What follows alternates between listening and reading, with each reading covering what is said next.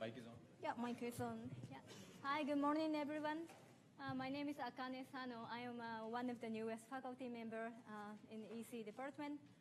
And today I'm going to talk about embodied intelligence assistant to enhance our well-being and cognitive performance. So let's imagine the mobile devices, like mobile phone, wearable devices, things around us can capture our physiological and behavioral data and tell us about mental health or cognitive performance, stress, and sleep. And so these are the areas we are working on here at Rice University.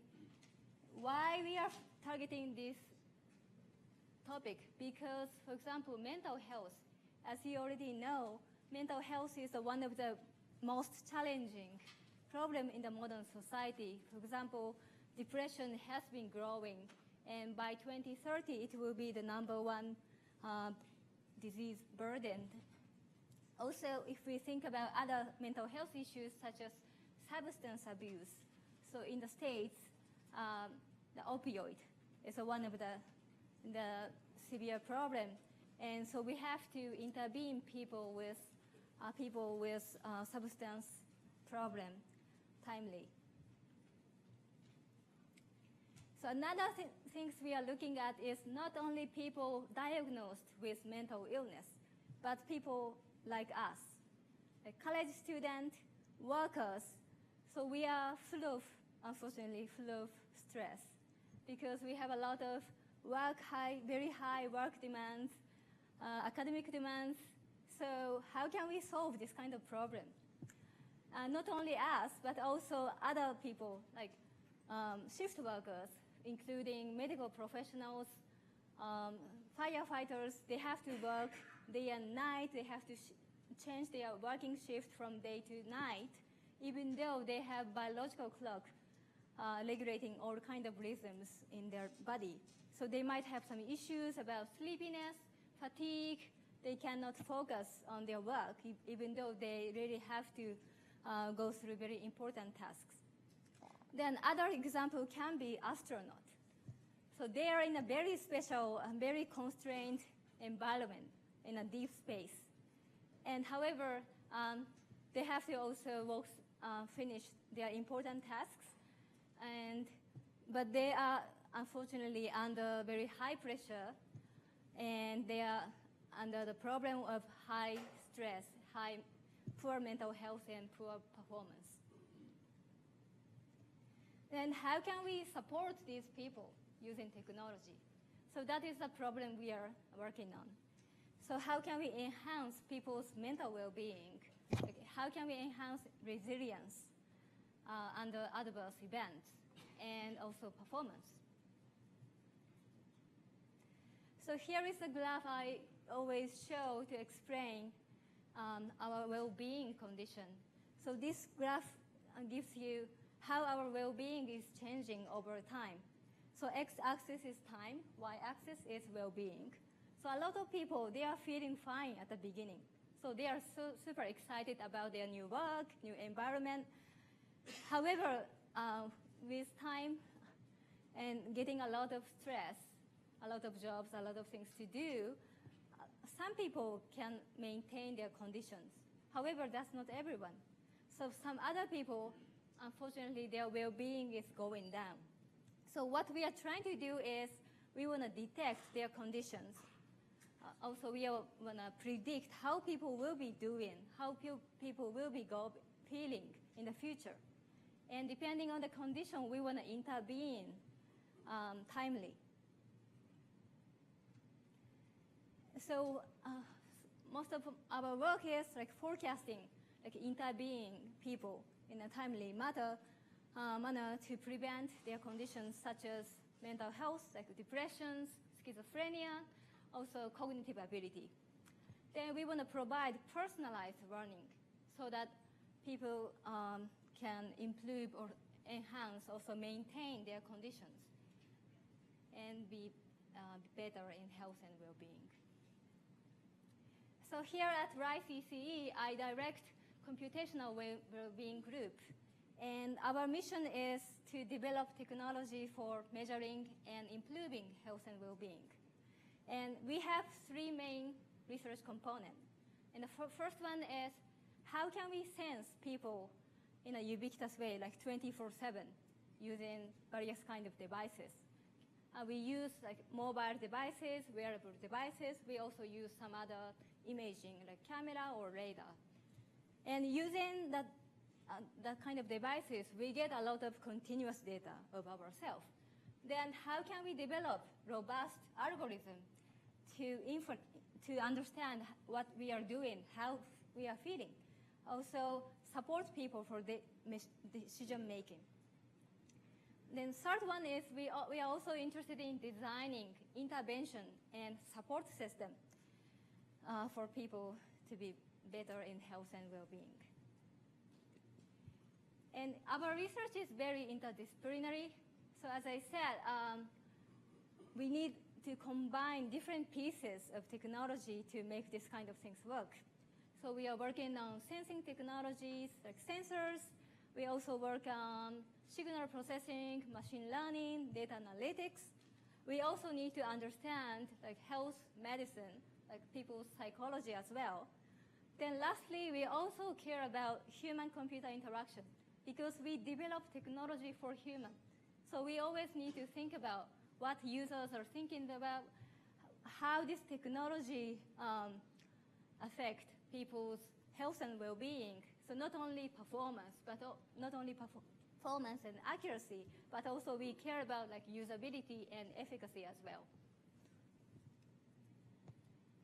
So in my research group, we are trying to develop this kind of personalized feedback system.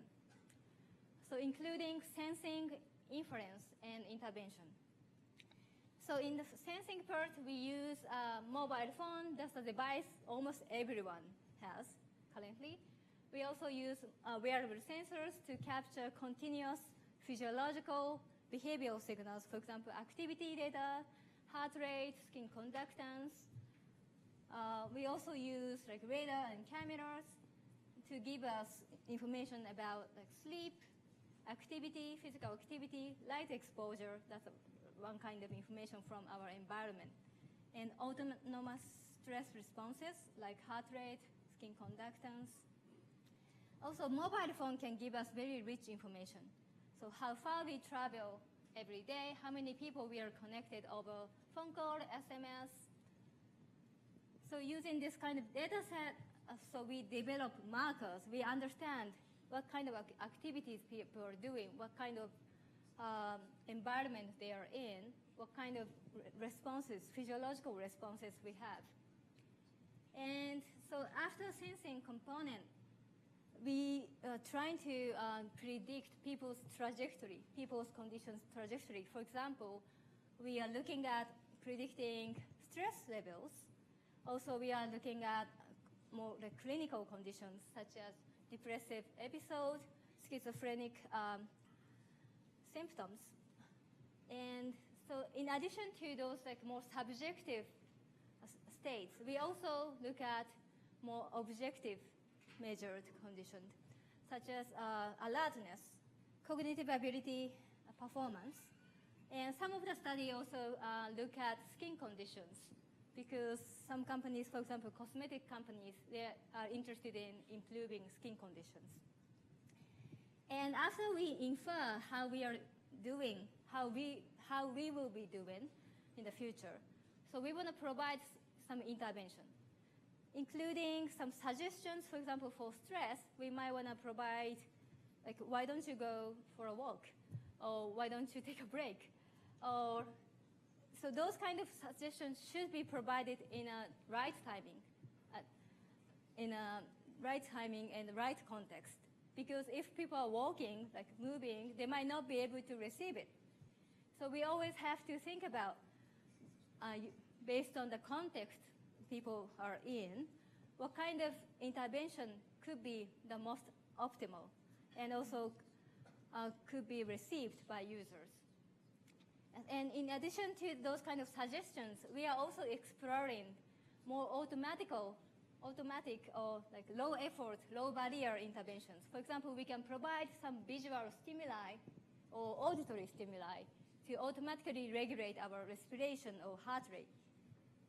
So using this kind of sensing inference intervention method, we are trying to connect these pieces together to develop personalized feedback system. However, of course, we have a lot of challenges in our research.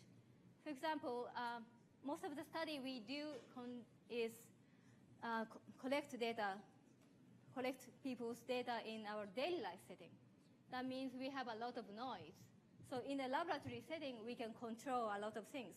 We can have our participants sitting in a chair. However, in our daily life, people just do whatever they want, like moving, eating, whatever. So we have a lot of noise from our sensors, and sometimes we have also missing data.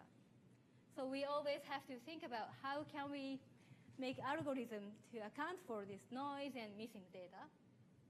Another issue can be, it's very hard to collect big data. So maybe like image processing, speech processing, those areas has been studied for a long time, and we might have a lot of big data. However, this kind of human physiological and behavioral data are still new, and it costs a lot of money to collect big data. And we always have individual differences. So if we think about like stress, what makes people stress, it's very different from people to people.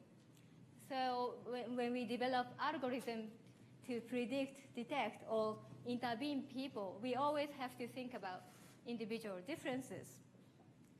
And lastly, user engagement is also another issue.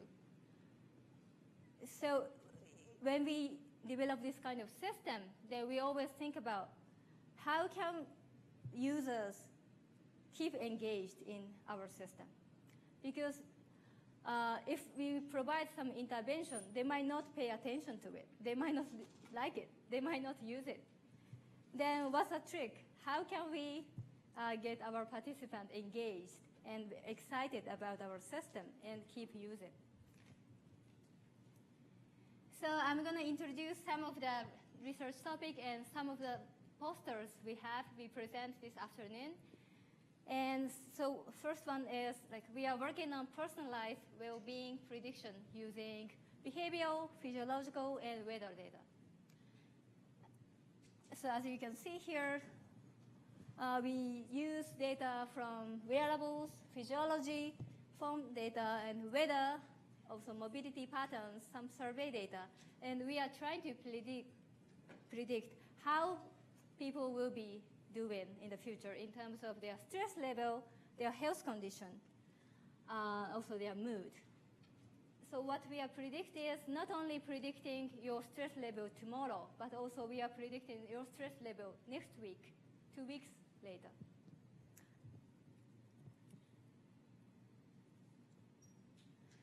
Then traditionally, after we collect this kind of time series data from different sensors, we computed some features before we feed those features into the model. But recently, we also looking into how we can use raw data into the model. And one of the challenges is, as I already mentioned, that individual differences. So ideally, we want to make only one big model that can fit everyone.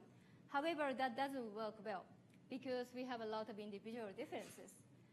So in order to overcome that problem, we are looking into like personalized machine learning model.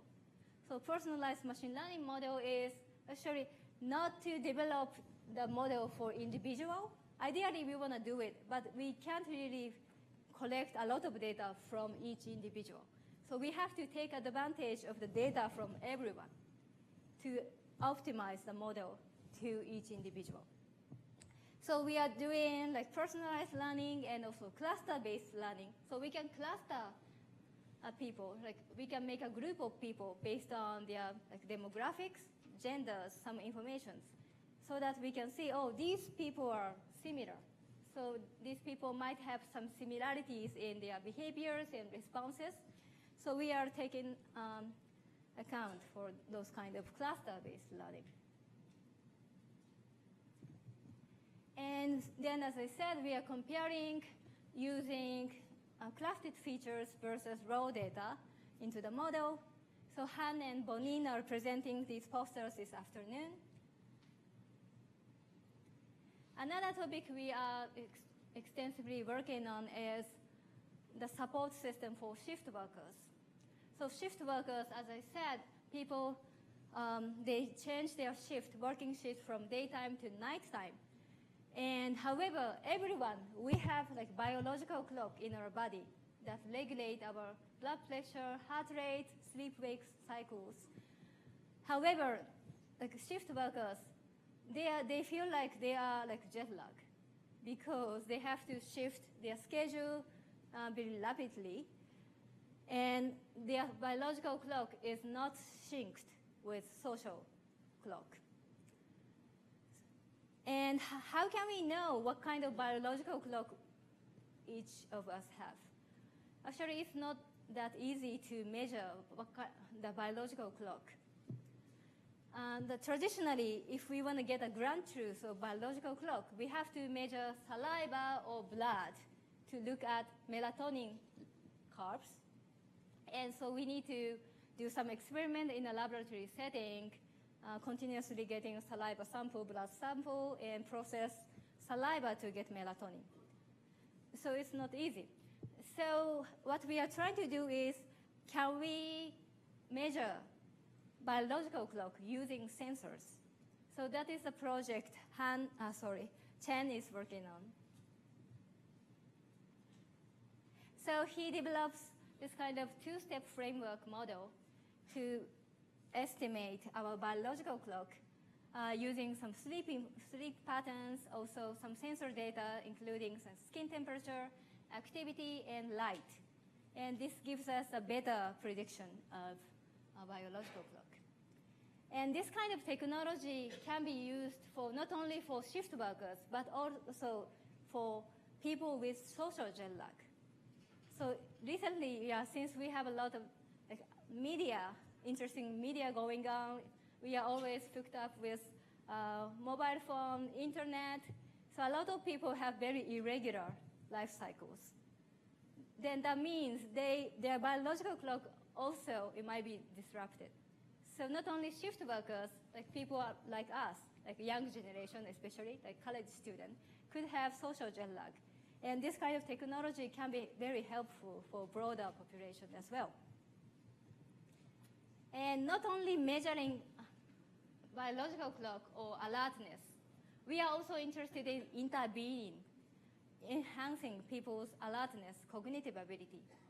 And Lewis, he's looking at how can we intervene, enhance cognitive ability using visual stimuli. So he's thinking about using some dynamic lighting, different intensity of lighting to enhance our alertness.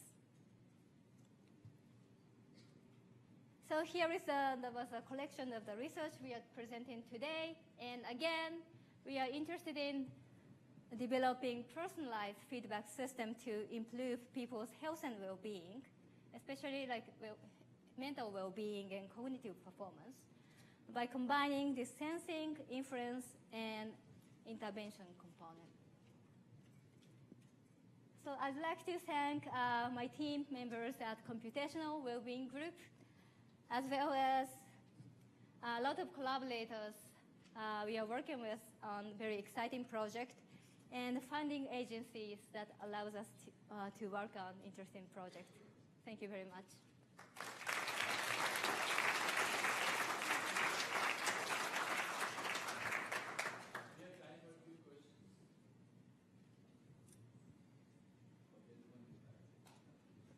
Great talk, and definitely it's a very important topic. So this is the area that actually beta cognition also we are working with General Service Administration to see that how we can improve the stress of the office workers. But one thing that I would like to highlight is that the stress is by itself is not necessarily bad. Mm-hmm. We need to have the stress to focus and do our daily activity. Even the stress is good for health. the key question is that what is the bad stress? And I was wondering that whether you have some plan to determine the characteristic of bad stress. Yeah, that's a very good question. Of course, yeah, without stress, we might be like bored. We might not be stimulated. So we need some stress, some challenges, of course. And yeah, we are trying to distinguish like good and bad stress, and then try to focus on only like bad stress that affect our health and well-being negatively.